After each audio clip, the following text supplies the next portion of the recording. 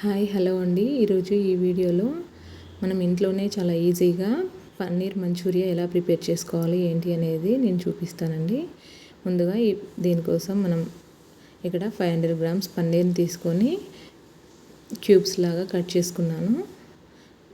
అన్నీ ఒకే షేప్లో ఉంటే చాలా బాగుంటుంది మనం మంచూరియా చూసినా కూడా.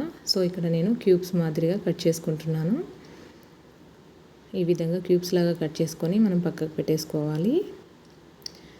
అలాగే ఇక్కడ ఈ పన్నీర్ మనం డీప్ ఫ్రై చేసుకోవడానికి మన మసాలా కోటింగ్ అనేది ప్రిపేర్ చేసుకోవాలండి. దీనికోసం ఒక బౌల్ తీసుకొని దాంట్లోకి ఒక చిన్న కప్పు మైదా, అలాగే ఒక చిన్న కప్పు కార్న్ఫ్లోర్ అనేది యాడ్ చేసుకుంటున్నాను.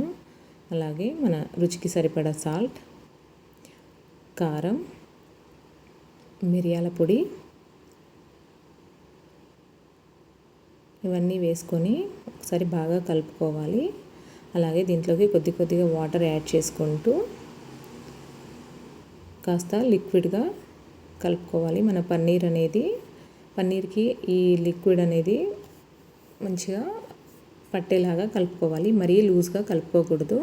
అలా కలుపుకున్న తర్వాత మనం కట్ చేసి పెట్టుకున్న ఈ పన్నీర్ క్యూబ్స్ అనేవి దీంట్లో యాడ్ చేసుకొని ఆ పన్నీర్ అనేవి చెదరకుండా చాలా స్లోగా కలుపుకోవాలి జాగ్రత్తగా. ఇలా కలిపేసుకొని ఒక 5 నిమిషాలు పక్కకు పెట్టేసుకోవాలి. అంతలోపు మనం స్టవ్ మీద కడాయి పెట్టి దాంట్లో డీప్ ఫ్రైకి సరిపడా ఆయిల్ అనేది వేసుకొని ఆయిల్ అనేది హీట్ ఎక్కాక ఈ పన్నీర్ ముక్కల్ని ఒక్కొక్కటిగా వేసుకోవాలి. అన్నీ ఒకేసారి వేసుకోకూడదండి. అలా అని దగ్గరగా వేసుకోవద్దు. కొద్దిగా వేసుకొని డీప్ ఫ్రై చేసుకోవాలి. అన్నీ ఒకేసారి వేసుకుంటే ఈ పైన ఈ మైదా కార్న్ఫ్లోర్ కోటింగ్ అనేది అతుక్కొని మనం తీసేటప్పుడు పన్నీరు అది విడిపోతుంది. సో చాలా జాగ్రత్తగా కొన్ని వేసుకొని ఇలా గోల్డెన్ బ్రౌన్ కలర్ వచ్చేంత వరకు వేయించేసుకొని పక్కకు తీసి పెట్టుకోవాలి. అలాగే మిగిలిన పన్నీర్ ముక్కల్ని కూడా ఇలాగే డీప్ ఫ్రై చేసేసుకోవాలి. ఇలా డీప్ ఫ్రై చేసుకున్న తర్వాత పక్కకు పెట్టేసుకోవాలి. వేరొక ప్యాన్ని స్టవ్ మీద పెట్టేసి దాంట్లో కాస్త ఆయిల్ వేసి ఆ ఆయిల్ అనేది హీట్ ఎక్కాక ఇక్కడ సన్నగా తరిగి పెట్టుకున్న వెల్లుల్లి ముక్కలు వేసుకోవాలండి. అలాగే సన్నగా తరిగి పెట్టుకున్న అల్లము, ఉల్లిపాయ ముక్కలు ఇవన్నీ వేసి చాలా ఫ్రై చేసుకోవాలి. ఈ ప్రాసెస్ అనేది హై ఫ్లేమ్ మీదనే చేసుకోవాలండి. లో మీడియం ఫ్లేమ్లో చేయకూడదు. హై ఫ్లేమ్ మీదనే త్వరగా వేంపేసుకోవాలి ఈ అల్లం, వెల్లుల్లి, ఉల్లిపాయ ముక్కల్ని. అది వేగిన తర్వాత దీంట్లోకి టమాటా కెచప్ అనేది యాడ్ చేస్తున్నాను. మన పన్నీర్ ముక్కలను బట్టి మనం కెచప్ అనేది యాడ్ చేసుకోవాలి. అలాగే దీంట్లోకి సోయా సాస్ని కూడా యాడ్ చేస్తున్నాను. ఇవి రెండు వేసాక బాగా మిక్స్ చేసుకోవాలి. బాగా కలుపుకొని ఇది దీంట్లోకి కాస్తన్ని వాటర్ అనేది యాడ్ చేసుకోవాలి. మనకి ఈ మంచూరియాకి కొందరికి డ్రైగా తినేస్తారు, లేదంటే కాస్త లిక్విడ్గా తింటారు.